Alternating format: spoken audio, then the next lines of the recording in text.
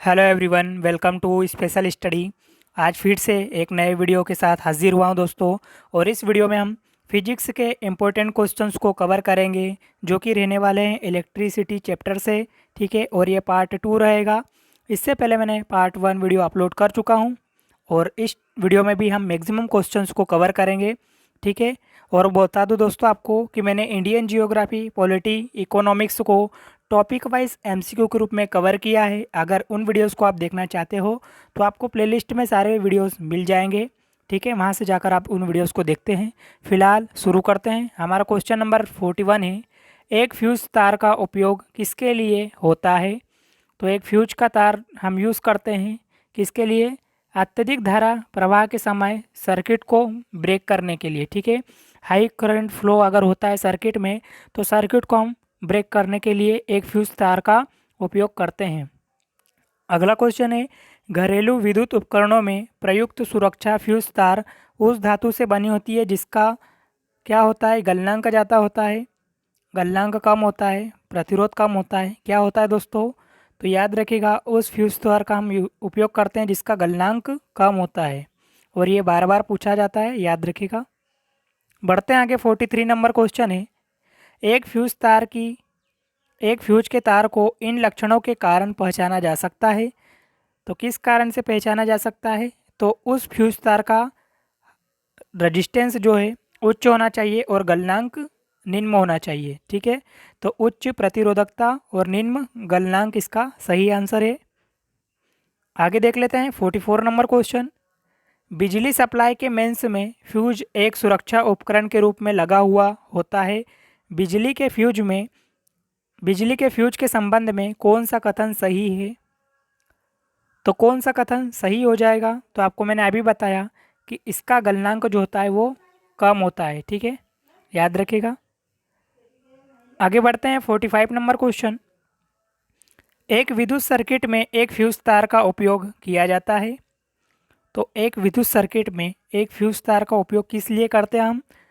तो सर्किट में प्रवाहित होने वाले अधिक जो हाई करंट है उसको रोकने के लिए। ठीक है, आपको मैंने अभी बताया कि अगर सर्किट में हाई करंट फ्लो हो रही है, ठीक है, तो उसको ब्रेक कर देता है कौन? फ्यूज तार। याद रखिएगा।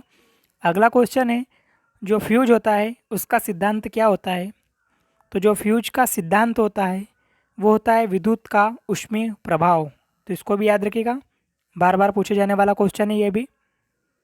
आगे बढ़ते हैं 47 नंबर क्वेश्चन देखते हैं, सामान्यतः प्रयुक्त सुरक्षा फ्यूज तार बनाई जाती है।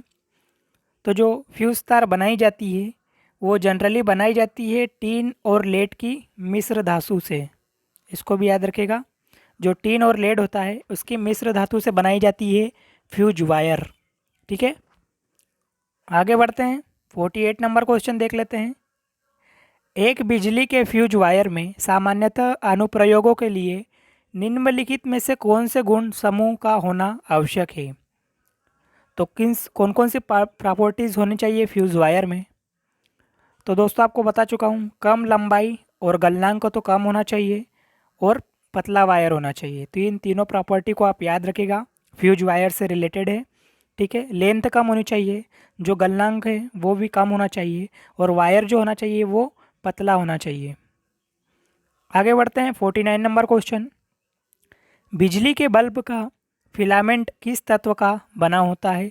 आईएमपी लगा लीजिए, काफ़ी बार एग्ज़ाम में देखने को मिला है, और अक्सर एग्ज़ाम में ये पूछा ही जाता है कि जो बिजली के बल्ब का जो फिलामेंट होता है वो किससे बनाया जाता है? तो याद रखिएगा, टंगस्टन इसका सही आंसर होगा। ठीक है, जिसको कि डब्ल्यू से डिनोट करते हैं। अगला क्वेश्चन है, बल्ब को तोड़ने पर तेज़ आवाज़ होती है। तो ऐसा किस कारण होता है कि बल्ब को अगर हम तोड़ते हैं तो आवाज़ तेज़ आती है? तो बल्ब के अंदर निर्वात में वायु तेज़ी से प्रवेश करती है, इस कारण जो आवाज़ है तेज़ी से आती है। बढ़ते हैं आगे दोस्तों, 51 नंबर क्वेश्चन देख लेते हैं, बिजली के बल्ब से हवा पूरी तरह से क्यों निकाल दी जाती है? तो जो बिजली का बल्ब होता है उससे हवा हम पूरी तरह से क्यों निकाल देते हैं? तो इसका सही आंसर होगा टंगस्टन तंतु के अपचयन को रोकने के लिए। तो ऑप्शन नंबर ए जो दिया है इस क्वेश्चन का सही आंसर हो जाएगा। आगे बढ़ते हैं, 52 नंबर क्वेश्चन देखते हैं। बिजली के बल्ब के मुकाबले फ्लोरोसेंट ट्यूब अधिक पसंद की जाती है, किस कारण से? तो आपने देखा होगा मैक्सिमम यूज़ होती है फ्लोरोसेंट ट्यूब, ठीक है। तो किस कारण से इसका यूज़ ज़्यादा होता है? तो याद रखिएगा, ट्यूब में विद्युत ऊर्जा लगभग पूरी तरह से प्रकाश ऊर्जा में परिवर्तित हो जाती है, ठीक है। तो ऑप्शन नंबर सी हमारा यहाँ पर राइट हो जाएगा।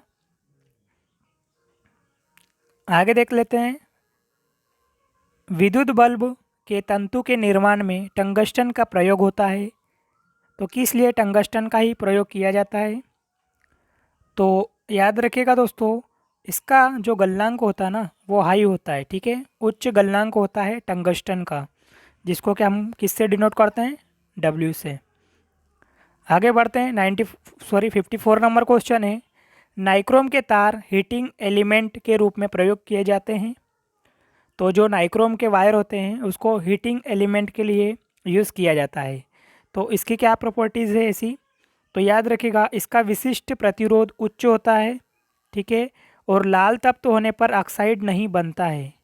तो ये जो दोनों कारण दिए हैं ये इसके सही आंसर है, ठीक है, जिसके कारण हम हीटिंग एलिमेंट का यूज़ किया जाता है। चलिए आगे बढ़ते हैं, 55 नंबर क्वेश्चन देख लेते हैं। ट्यूबलाइट में व्यय ऊर्जा का लगभग कितना भाग प्रकाश में परिवर्तित होता है? तो कितना भाग प्रकाश के रूप में परिवर्तित होता है? तो 60 से 70% भाग जो लाइट के रूप में परिवर्तित होता है, याद रखिएगा। आगे बढ़ते हैं, विद्युत धारा के ऊष्मीय प्रभाव पर आधारित घरेलू उपकरण है। तो कौन सा ऐसा डिवाइस है जो धारा के ऊष्मीय प्रभाव पर आधारित है? तो विद्युत हीटर भी हो जाएगा, ट्यूबलाइट भी हो जाएगा और विद्युत बल्ब भी हो जाएगा, ठीक है। तो ऑप्शन नंबर जो डी दिया है यहाँ पर राइट होगा। आगे बढ़ते हैं, 57 नंबर क्वेश्चन है, 100 वाट वाले एक विद्युत लैंप का एक दिन में 10 घंटे प्रयोग होता है। तो एक दिन में लैंप द्वारा कितनी यूनिट ऊर्जा उपयुक्त होती है? तो कितनी यूनिट ऊर्जा उपयुक्त होती है? तो दोस्तों इसका सही आंसर हो जाएगा 1 यूनिट, ठीक है। तो कैसे करेंगे? 100 मल्टीप्लाई 10 करेंगे, मतलब 100 इंटू 10 अपन में किससे भाग दे देंगे? 1000 से, क्योंकि यूनिट में पूछा है तो 1000 से भाग देंगे। तो आंसर क्या आएगा? 1 यूनिट। आगे बढ़ते हैं, एक 100 वाट का बिजली का बल्ब 10 घंटे जलता है, तो 5 रुपये प्रति यूनिट की दर से विद्युत खर्च कितना होगा? तो इसका जो खर्च होगा वो होगा 25 रुपये, ठीक है। आप फार्मूले से निकाल सकते हो। अगला क्वेश्चन देखते हैं, 59 नंबर क्वेश्चन, किलोवाट आवर किसकी इकाई है? आईएमपी लगा लीजिए, ये भी बहुत बार एग्ज़ाम में देखने को मिला है। तो जो किलोवाट आवर होती है वो यूनिट होती है विद्युत ऊर्जा की। अगला क्वेश्चन, बिजली के खपत का बिल किसके मापन पर आधारित होता है? तो जो बिजली के खपत का जो बिल होता है वो आधारित होता है वाटेज पर, ठीक है। आप कितना वाट यूज़ कर रहे हैं, कितना वोल्ट यूज़ कर रहे हैं। तो केवल एक यहाँ पर राइट आंसर होगा। आगे बढ़ते हैं, 100 वाट का बिजली का बल्ब यदि 10 घंटे जले तो बिजली का खर्च होगा।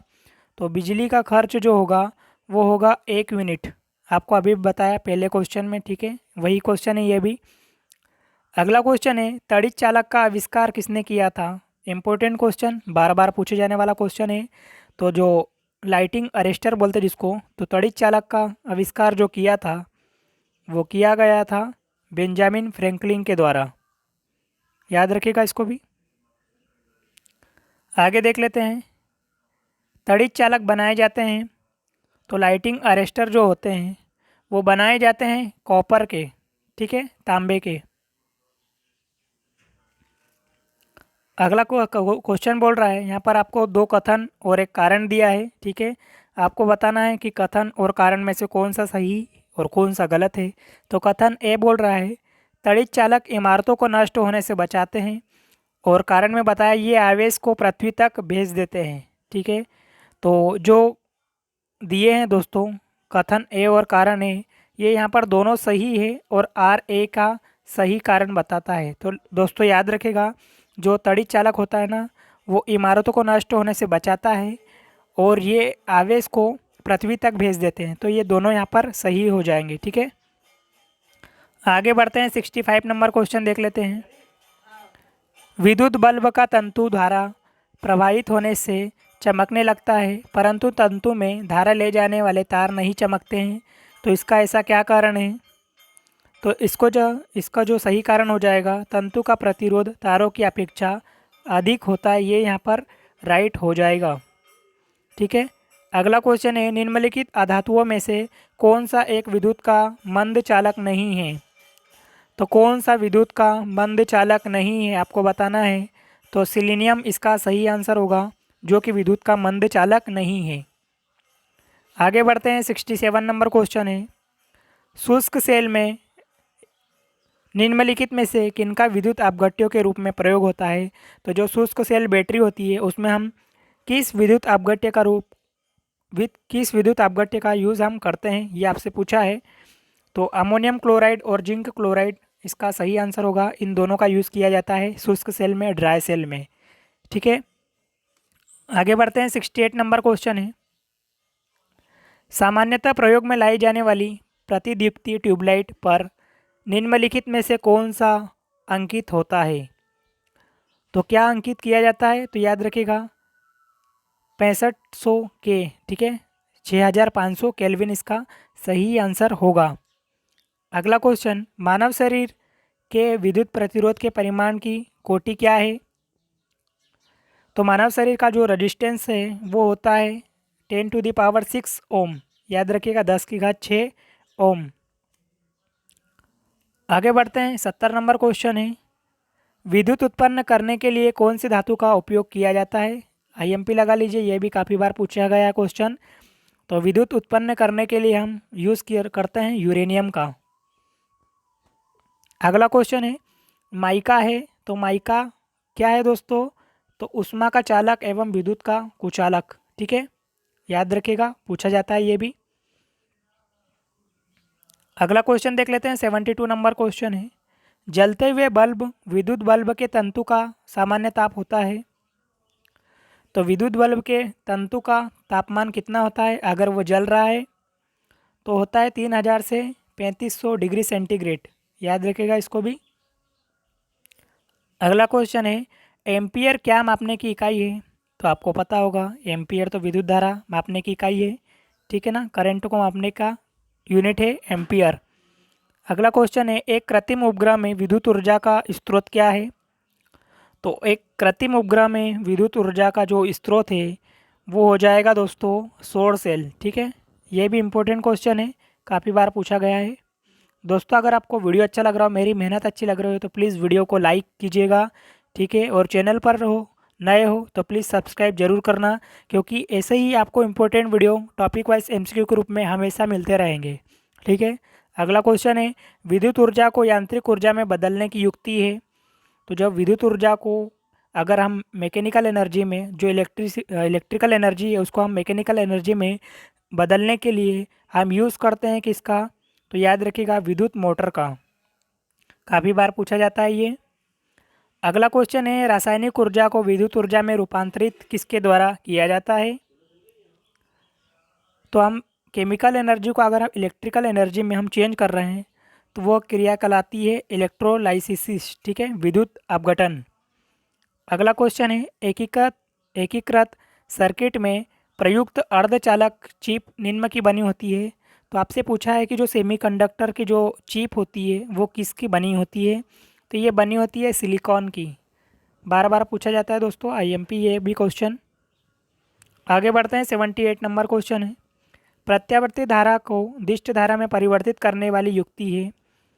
मतलब कि एसी को डीसी में कौन सी डिवाइस चेंज करती है? तो ये किया जाता है रेक्टिफायर के द्वारा, जो कि एसी को डीसी में चेंज करता है। अगला क्वेश्चन है, ट्रांसफार्मर प्रयुक्त होते हैं, तो किस लिए प्रयुक्त किया जाता है ट्रांसफार्मर को?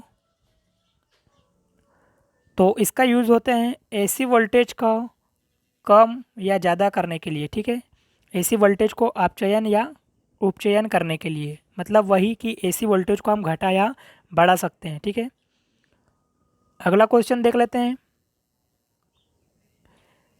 प्रतिदीप्ति नली में सर्वाधिक सामान्यतः प्रयोग होने वाली वस्तु है? तो आपको पूछा है जो फ्लोरोसेंट ट्यूब होती है उसमें सबसे ज़्यादा प्रयोग कौन से वस्तु को होता है?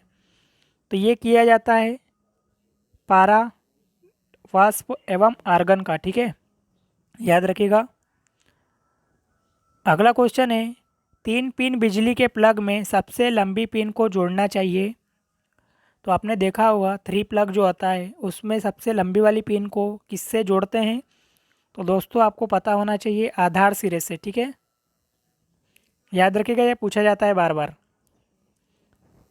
आगे बढ़ते हैं, 82 नंबर क्वेश्चन देख लेते हैं। एक मकान में 2 बल्ब लगे हैं, उनमें से एक दूसरे से अधिक प्रकाश देता है, तो निम्न में से इसके लिए कौन सा कथन सही हो जाएगा? तो अधिक प्रकाश वाले बल्ब में रजिस्टेंस अधिक है। ठीक है, जो अधिक प्रकाश दे रहा है बल्ब उसका रजिस्टेंस अधिक हो जाएगा। ठीक है, आगे बढ़ते हैं, 83 नंबर क्वेश्चन देख लेते हैं। 1 किलोवाट आवर का मान होता है, तो जो 1 किलोवाट आवर है उसका जो वैल्यू है वो होता है 3.6 इंटू 10⁻6 जूल। IMP लगा लीजिए इसको भी, काफ़ी बार एग्जाम में पूछा गया है ये। अगला क्वेश्चन है फ्लोरेसेंट लैंप में चोक का प्रयोजन क्या है? तो जो फ्लोरेसेंट ट्यूब होती है उसमें जो चोक होता है उसका क्या काम होता है? तो वह प्रतिरोधकता को कम करता है। ठीक है, रजिस्टेंस को कम करने का काम होता है चोक का। अगला क्वेश्चन देख लेते हैं दोस्तों। चाक का विद्युत प्रतिरोध किससे स्वतंत्र होता है? तो चालक का विद्युत प्रतिरोध होता है स्वतंत्र किससे? तो याद रखिएगा प्रेशर से। ये भी पूछा जाता है दोस्तों, देख सकते हो SSC में पूछा गया क्वेश्चन है। अगला क्वेश्चन, यदि किसी प्रारूपी पदार्थ का विद्युत प्रतिरोध गिरकर शून्य हो जाता है तो उस पदार्थ को क्या कहते हैं हम? तो अगर रजिस्टेंस अगर शून्य हो जाएगा तो उस पदार्थ को हम बोलते हैं अतिचालक। ठीक है, काफ़ी इंपॉर्टेंट क्वेश्चन है ये भी। अगला क्वेश्चन है, यदि किसी प्रतिरोधक तार को लंबा किया जाए तो उसका रेजिस्टेंस क्या हो जाएगा? तो आपको पता होना चाहिए कि अगर किसी वायर को लंबा किया जाता है तो उसका जो रेजिस्टेंस होगा दोस्तों वो बढ़ जाएगा। ठीक है, अगला क्वेश्चन, विद्युत मरकरी लैंप में रहता है, तो विद्युत मरकरी लैंप में क्या भरा रहता है दोस्तों? तो कम प्रेशर पर पारा भरा रहता है। ठीक है, अगला क्वेश्चन है, बिजली के पंखे की गति बदलने के लिए प्रयुक्त साधन है। तो बिजली के पंखे की गति को अगर हम बदलते हैं तो आपने देखा होगा घरों में क्या लगा रहता है स्पीड कम ज़्यादा करने के लिए? तो आप बोलोगे रेगुलेटर लगा रहता है। ठीक है, अगला क्वेश्चन देख लेते हैं, 90 नंबर क्वेश्चन है। MCB जो लघु मतलब कि जो शॉर्ट सर्किट के मामले में विद्युत की पूर्ति को काट देता है, तो क्या काम करता है MCB?